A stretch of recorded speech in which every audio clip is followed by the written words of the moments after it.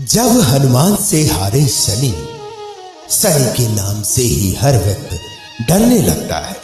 शनि की दशा एक बार शुरू हो जाए तो 7.5 साल बाद ही पीछा छोड़ती है, परंतु हनुमान भक्तों को शनि से डरने की कोई भी जरूरत नहीं।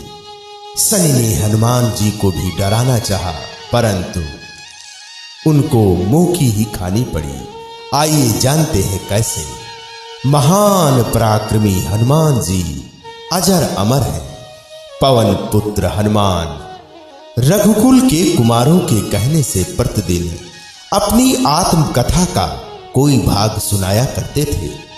उन्होंने कहा कि मैं एक बार संध्या समय अपने आराध्य श्री राम जी का स्मरण करने लगा, तो उसी समय ग्रहों में पाप ग्रह मंद गति सूर्यपुत्र शनि देव पधारे।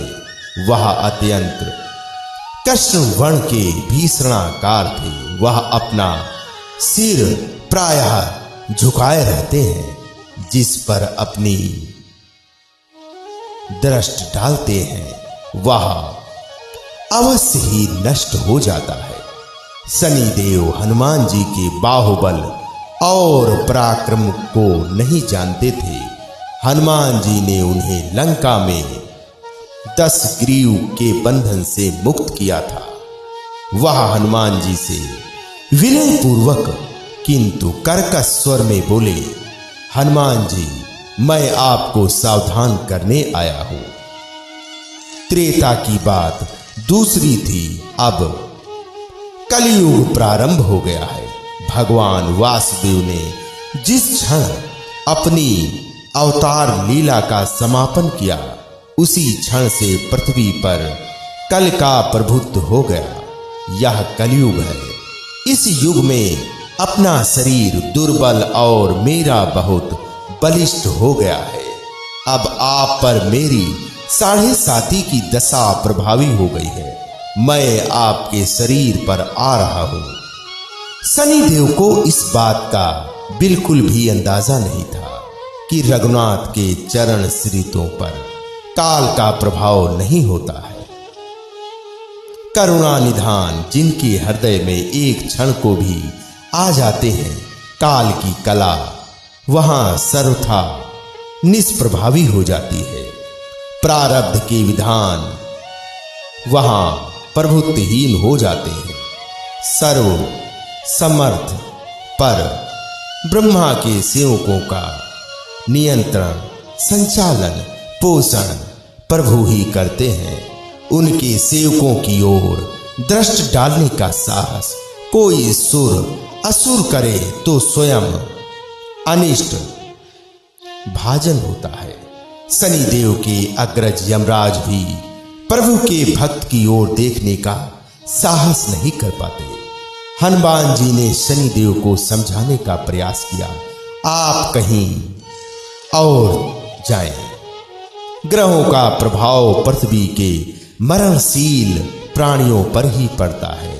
मुझे अपने आराध्य का स्मरण करने दें। मेरे शरीर में श्री रघुनाथ जी के अतिरिक्त दूसरे किसी को स्थान नहीं मिल सकता। परंतु शनि देव को इससे संतोष नहीं मिला। वह बोले, मैं सृष्टिकर्ता के विधान से विवश हूं। आप पृथ्वी पर रहते हैं, अतः आप मेरे प्रभुत्व क्षेत्र से बाहर नहीं हैं। पूरे 22.5 वर्ष व्यतीत होने पर 7.5 वर्ष के अंतर से 2.5 वर्ष के लिए मेरा प्रभाव प्राणी पर पड़ता है, परंतु यह गौण प्रभाव है। आप पर मेरी 7.5 आज इसी समय से प्रभावी हो रही है। मैं आपके शरीर पर आ रहा हूं, इसे आप टाल नहीं सकते।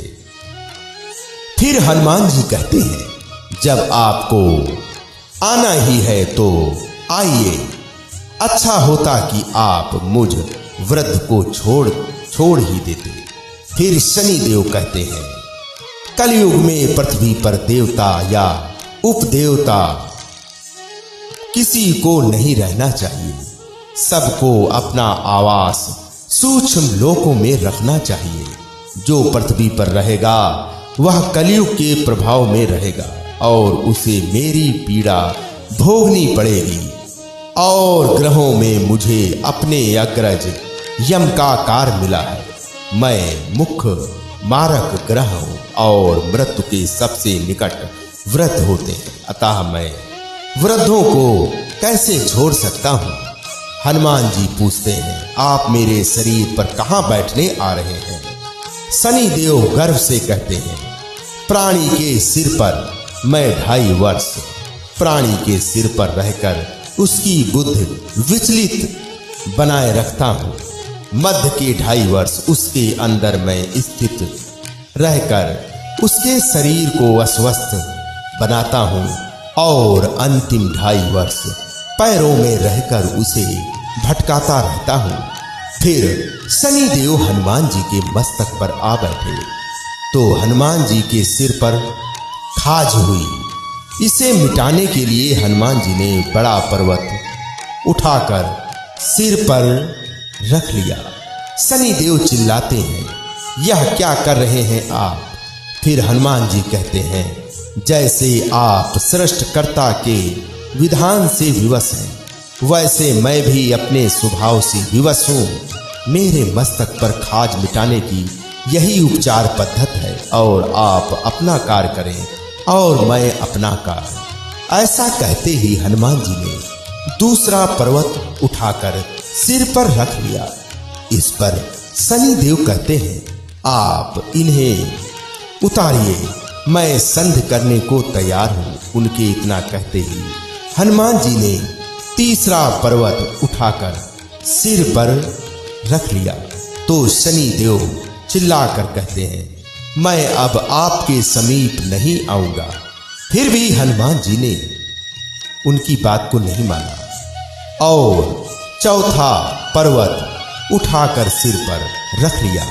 शनि देव फिर चिल्लाए, हे पवन कुमार, त्राहि माम रामदूत आंजनेयाय नमः।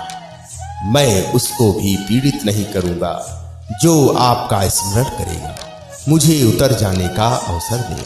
हनुमान जी कहते हैं, बहुत शीघ्रता की, अभी तो 5वां पर्वत शिखर बाकी है। और इतने में ही शनि मेरे पैरों में गिर गए और कहा, मैं सदैव आपको दिए वचनों का स्मरण रखूंगा।